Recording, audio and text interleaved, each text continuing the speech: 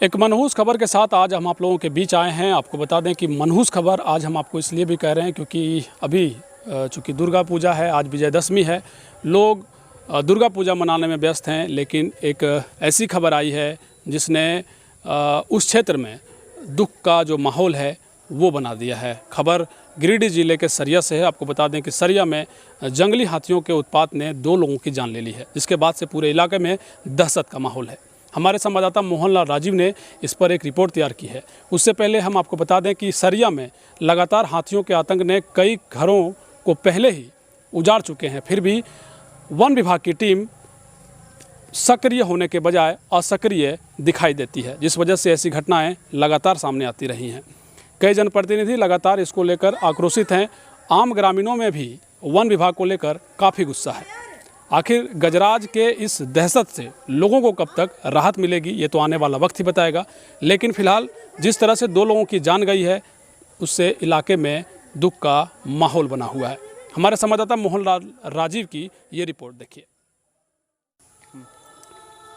सरिया में जंगली हाथियों के आतंक ने 2 लोगों की जान ले ली है।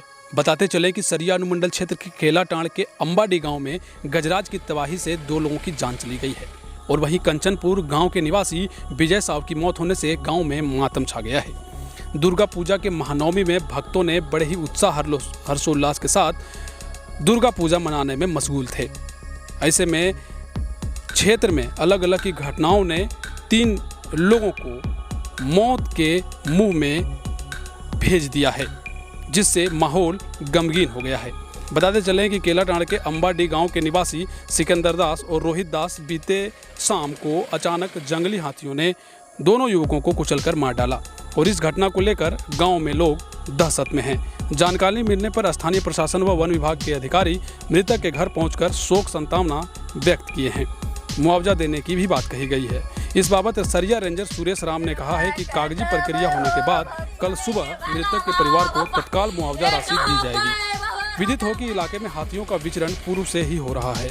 गजराज ने फसलों को बर्बाद कर कितने लोगों की जान भी पहले भी ले चुके हैं, लेकिन वन विभाग के अधिकारी हाथी को भगाने में असफल रहे हैं। लेकिन कहीं ना कहीं वन विभाग की लापरवाही स्पष्ट दिख रही है।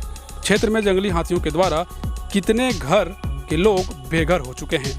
केंद्र सरकार, राज्य सरकार लाखों रुपया वन विभाग की टीम पर खर्च करती है, लेकिन असफलता ही हाथ लगती है।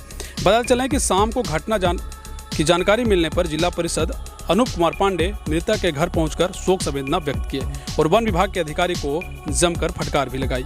वहीं बगोदर विधानसभा के पूर्व विधायक नगेंद्र महतो भी अगले सुबह अंबाडी और कंचनपुर पहुंचकर शोक संवेदना व्यक्त किए। बताते चलें कि कंचनपुर निवासी विजय साव मिलनसार सामाजिक कार्यकर्ता थे। मौत की खबर से पूरा समाज अचंभित है। अचानक इस घटना से पूरा परिवार के ऊपर दुखों का पहाड़ टूट पड़ा है। आजीविका सखी मंडल दुख प्रकट करते हुए मृतक सिकंदर दास और पवन दास के परिवार को सहायता राशि उपलब्ध कराई गई है। मौके पर आज मंडल अध्यक्ष पवन पांडे, पूर्व मंडल अध्यक्ष रामा शंकर ठाकुर, सांसद प्रतिनिधि मनोज वर्मा, अनिल वर्मा, रामदेव ठाकुर के अलावे सैकड़ों लोग उपस्थित थे। सरिया से मोहनलाल राजीव की रिपोर्ट।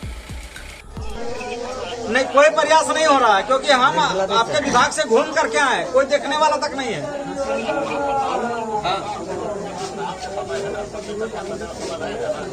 अरे रात के समय में हम लोग भी तो चले आए सरिया बाजार से। आपका जहाँ वन विभाग है ना, वहाँ पर मेरा घर है, वहाँ से चले आए हम लोग यहाँ।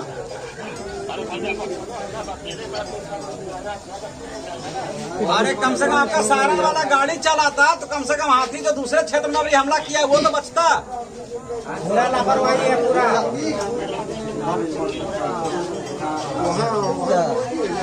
थोड़ा सा तो अलर्ट रखना होगा ना। थोड़ा सा देखिए, गंभीरता दिखाइए सब विषय पर, नहीं तो पब्लिक उग्र होता है, फिर कहते हैं कि नहीं सरिया का पब्लिक ठीक नहीं है। नौकरी छोड़ दी, फिर आपको जंगल विभाग में काम करते ऐसा बात करते नौकरी छोड़ दी भैया। थोड़ा सा देखिए इसको। अंबाडी में, केलाटांड़ पंचायत के अंबाडी में शाम को अचानक घटना घटी है 6 बजे लगभग। माने हाथी, एक सिंगल हाथी आया और रास्ते में 2 आदमी जो बैठल थे, और लोग बैठल थे, लेकिन 2 आदमी को चपेट में लाया और दोनों का स्पॉट में डेथ कर गया। जिन लोगों के पोस्टमार्टम के लिए गिरिडीह गया है, जो 10 बजे के बाद पोस्टमार्टम होगा। और उस बीच में हमें फॉरेस्ट विभाग के हेड ऑफिसर जो जिला का होता है, डीएफओ साहब, उनसे मैंने वार्ता किया रात में। उन्होंने कहा भाई इसमें तत्काल हम जो 4 लाख रुपया जो देने की बात है, गवर्नमेंट का जो प्रोविज़न है उसमें बना करके हम देंगे, लेकिन तत्काल कम से कम 1 लाख रुपया दीजिए उसको, ताकि 3 लाख बाद में मिलेगा, लेकिन 1 लाख पहले दीजिए। और हाथी को इधर से हटाने की बात करिए। हाथी को कहाँ रखा जाएगा, इसका सेफ जोन कहाँ है, जिसे बेतला वगैरह हम लोग जब पढ़ते थे तब देखते थे कि बेतला ही हाथी का सेफ जोन है। तो इसको कम से कम झारखंड क्षेत्र से इधर से बगोदर विधानसभा क्षेत्र में आए दिन बराबर घटना घटती रही है, जो देखने की बात है, जानने की बात है।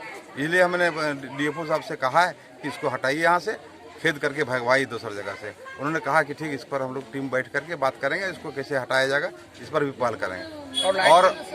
और लाइट की व्यवस्था के लिए मैं तो मुखिया से मैं कहूँगा कि मुखिया जी, आपका जो फंड आता है, कम से कम गांव के जो इर्द गिर्द जो अगल बगल है, जहाँ से इन करता है गांव, वो चारों जगह बगल से कम लाइट की व्यवस्था आप करते हैं। जब सरकार की व्यवस्था इतनी है, अब व्यवस्था को दुरुस्त करना आपका पंचायत का काम है। पंचायत के मुखिया से मैं आग्रह करता हूँ कि कम से कम इसको लगवा दें। हर जगह की बात है, ये एक आपका अंबाडी की बात मैं नहीं कर रहा हूँ, जहाँ भी ग्रामीण क्षेत्र है, जो जंगल एरिया में पड़ता है, उसके इर्द गिर्द में लाइट की व्यवस्था करवा दे, तब समस्या का समाधान होगा। अब रह गया जो परिवार चला गया, उसको तो हम लोग कुछ नहीं कर सकते हैं, लेकिन जो बचे हैं, बाल बच्चे हैं, हम तो चाहते हैं कि अगर उसकी पत्नी पढ़ी लिखी कुछ है तो उसको आंगनबाड़ी वगैरह में कहीं लगाने की बात किया जाएगा। फिर जो विधवा पेंशन है उस पर पहला प्राथमिकता से दिया जाएगा। अब विधवा पेंशन भी करवाएंगे, नहीं करवाएंगे ऐसी बात नहीं है। यही जो सामाजिक हम लोग का जो है नियम रीति रिवाज वही करवाना है। और विशेष क्या इस और दुखद घटना हम लोग क्या कर सकते हैं, उस परिवार के लोगों को इस दुख के घड़ी में लड़ने की हिम्मत दे भगवान, है कि नहीं, और उनको बच्चों को आशीर्वाद दें और जीने का साहस दें। यही हम ऊपर वाला से विनती करते हैं। धन्यवाद।